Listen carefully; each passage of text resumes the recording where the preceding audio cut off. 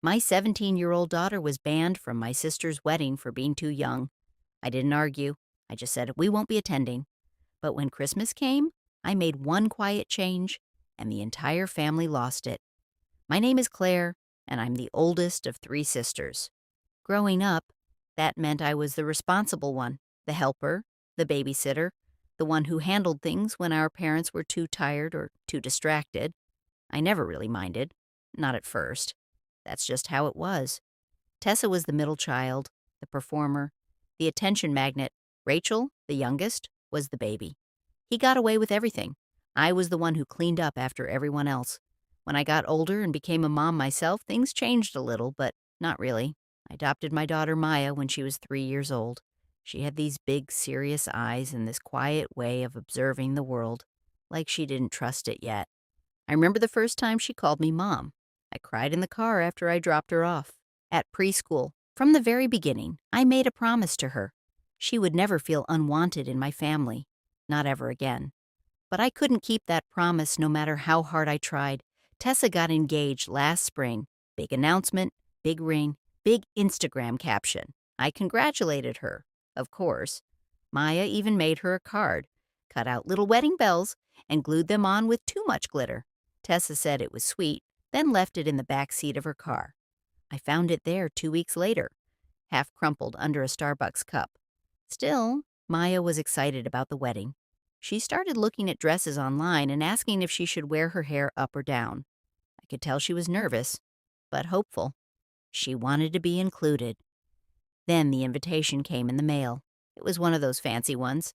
Thick paper, gold trim, the kind that probably cost more than my monthly water bill. I opened it at the kitchen counter while Maya was doing homework at the table. The usual stuff.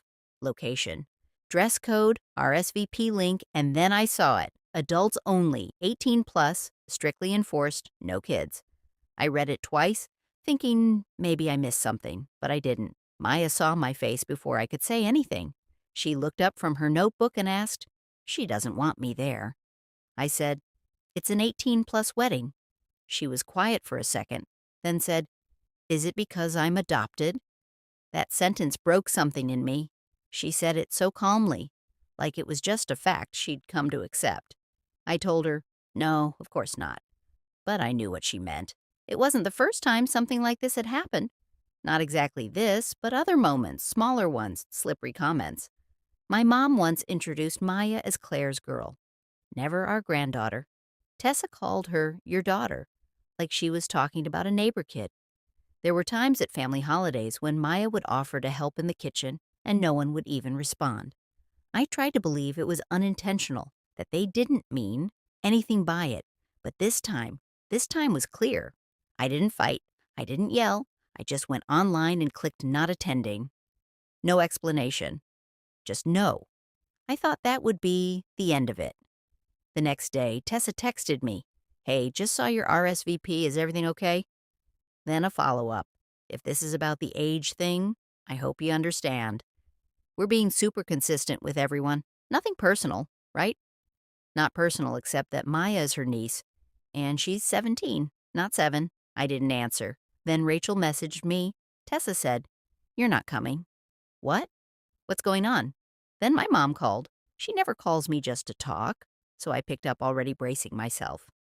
"Claire," she said, "I heard you're not going to the wedding. Is this really about the age limit?" I said, "Maya's not invited. I'm not going without her. She's almost 18 inches.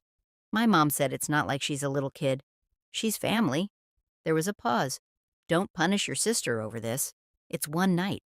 I didn't argue. I just said, "We're not going," and hung up. That should have been it. But then came the group chat messages, the guilt, the little comments that weren't even subtle. "Rachel, can't believe you're making such a big deal over one rule. You always have to cause drama.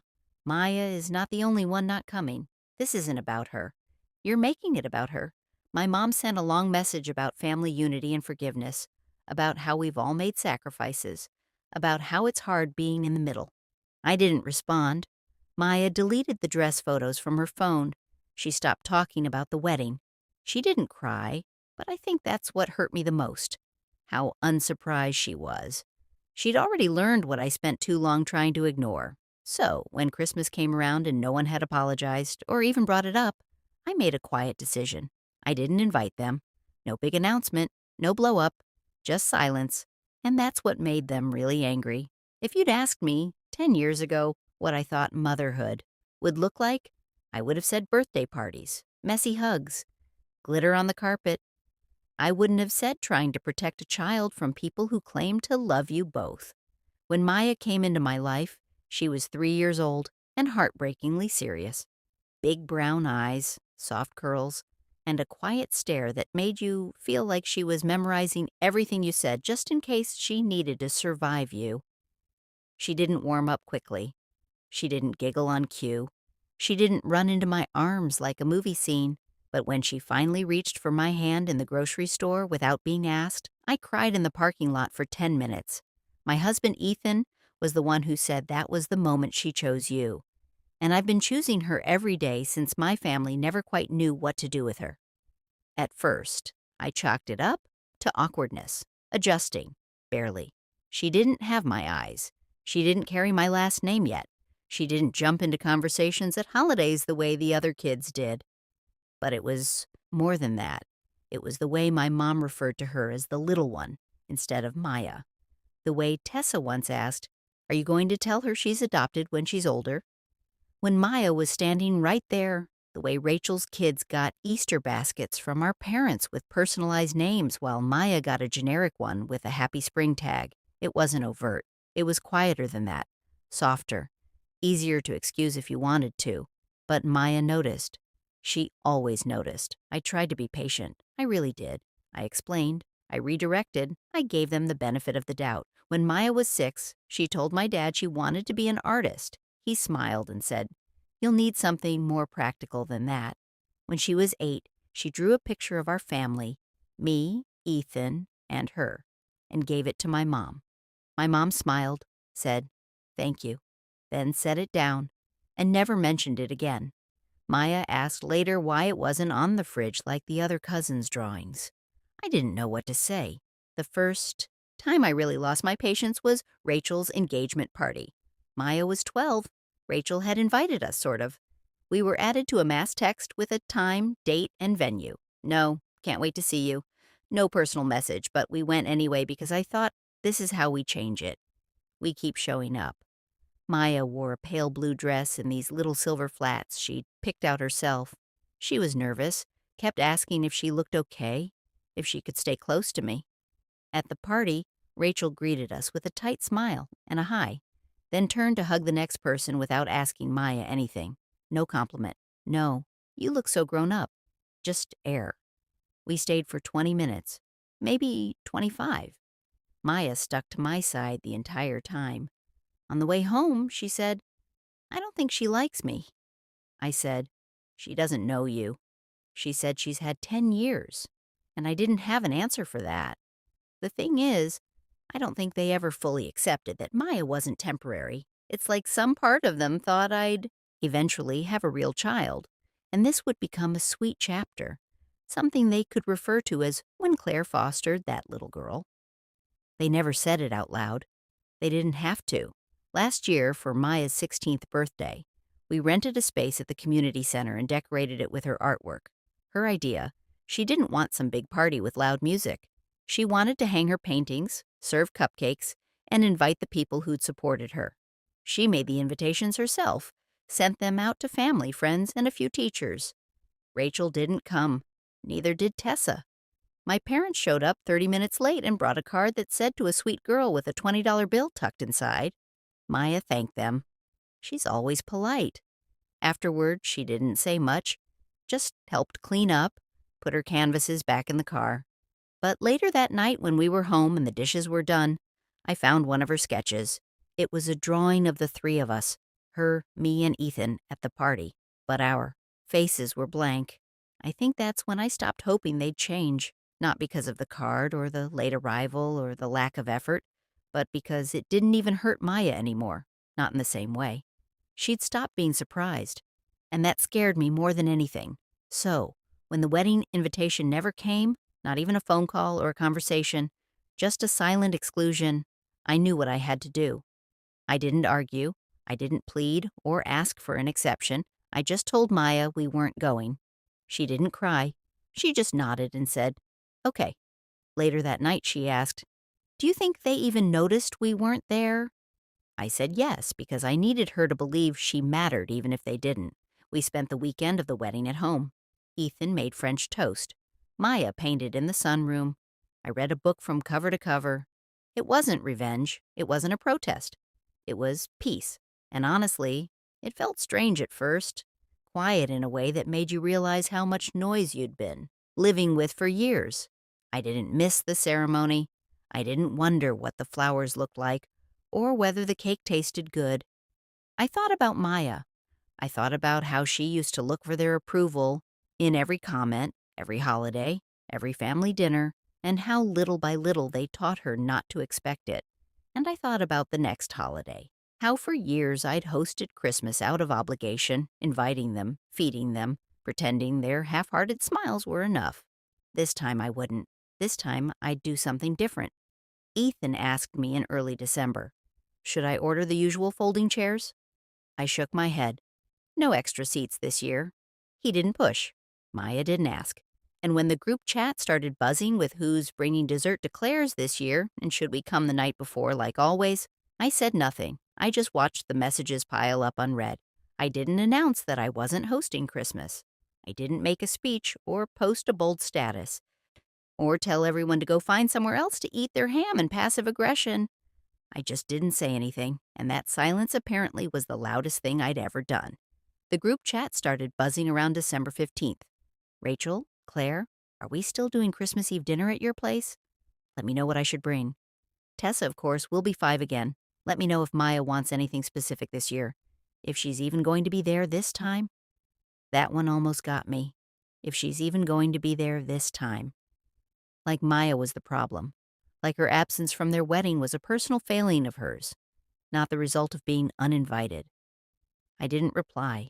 For the first time in years, I didn't clean the house top to bottom. I didn't pre-order a roast. I didn't dig out the extra folding chairs. I didn't drag the big table leaf out of the garage. And when no one got an answer, they started calling. First, it was my mom. I let it ring. Then Rachel. Then Tessa. Then my dad left a voicemail. "Claire, we just want to know what's going on. Your mother's upset. It's not too late to do the right thing."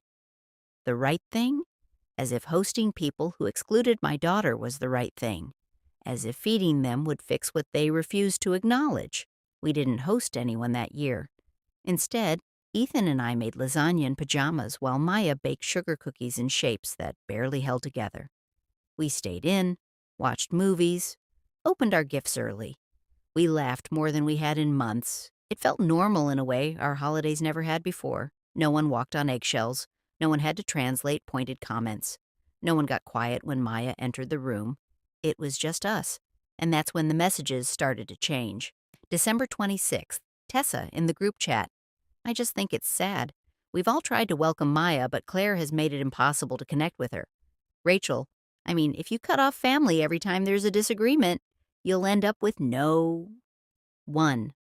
Dad, the way you're handling this is cruel. I'm sorry, but it is." My mom sent me a photo of the Christmas tree at their house with the caption, "It wasn't the same without you." Maya would have loved her gifts. I didn't reply because they weren't gifts for Maya. They were guilt-wrapped invitations to come back and pretend everything was fine. And I'd done that for too long.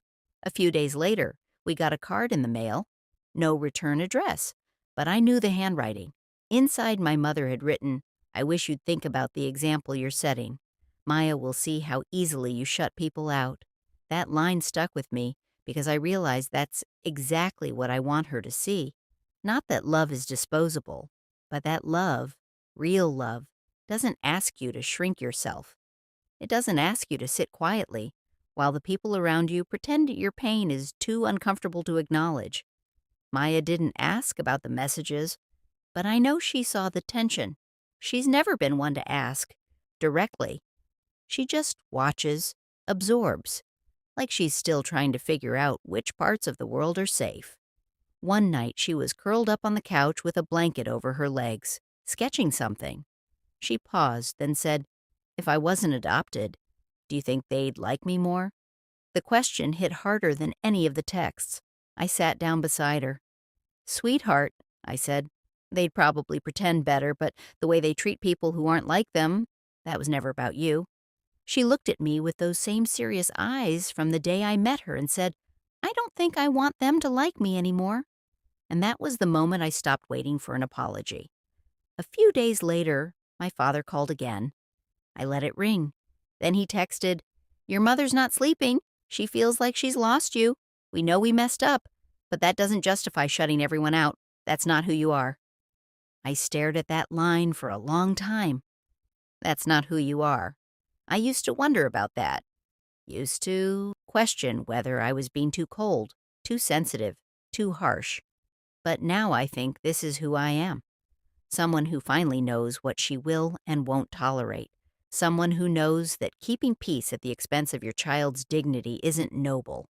It's cowardice dressed up as tradition. The final straw came from Tessa. She sent a voice memo, one of those rambling ones where people try to sound calm, but every sentence has a knife tucked inside. "I just think it's sad, Claire. You always made such a big deal about how much you love Maya, but now it feels like you're using her as a shield. Like anytime someone doesn't treat her like royalty, you cut them out. That's not healthy. That's not parenting. That's obsession." I didn't listen to the rest. I deleted the message and blocked her number. Because if loving Maya fiercely completely is seen as obsession in their world, then yes, I am obsessed. I'm wildly, unapologetically obsessed with protecting the person who needed me the most. And nothing, they say, will make me regret that. New Year's came and went quietly. Maya fell asleep before midnight with a half-eaten cookie on the couch. Ethan and I toasted with tea instead of champagne and watched fireworks on mute. He looked at me and said, "Do you miss them?" I thought about it. No, I said I missed the idea of them, but that version never really existed. He nodded, didn't say anything more, just reached for my hand. I don't know what will happen next. I'm sure they'll keep trying. People like that don't go quietly. There will be more texts, more posts. Maybe one of them will show up at Maya's graduation next year, acting like nothing happened. But I've made my decision. There's no big showdown coming, just quiet distance. And sometimes that's the most powerful choice of all. It happened on a Thursday. Cold, overcast, quiet. I'd just come home from work, still in my coat, when the doorbell rang. I wasn't expecting anyone. Ethan was working late. Maya was upstairs, preparing a portfolio project for her college applications. I opened the door, and there they were, my parents, standing on my porch like it was still 2007, and we were pretending nothing ever went wrong. My mom had a Tupperware container in her hands. I think they were oatmeal cookies, her specialty, soft in the middle, slightly burnt around the edges, the kind she used to make when I was little.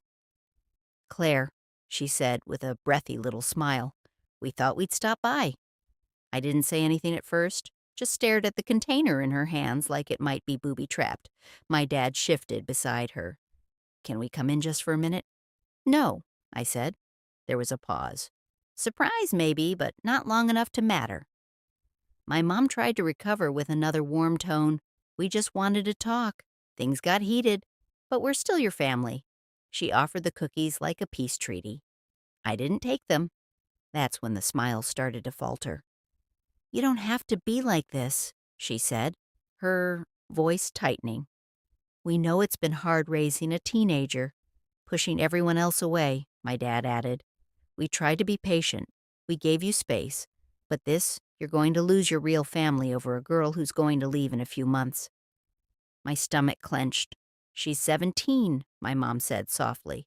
"She'll go off to college soon. And then what? You'll be alone. You'll regret this." I could hear the words underneath the words. This wasn't about reconciling. This was about control. And then my mother said it, the thing I think she'd always believed deep down. "I'm sorry, Claire, but she's not blood. She's not really one of us." She said it gently, like she was doing me a favor, like she expected me to nod and say, "You're right." I lost my way. Instead, I took a deep breath, stepped back, and said, "You need to leave right now." My dad looked taken aback. Claire, no, I said louder.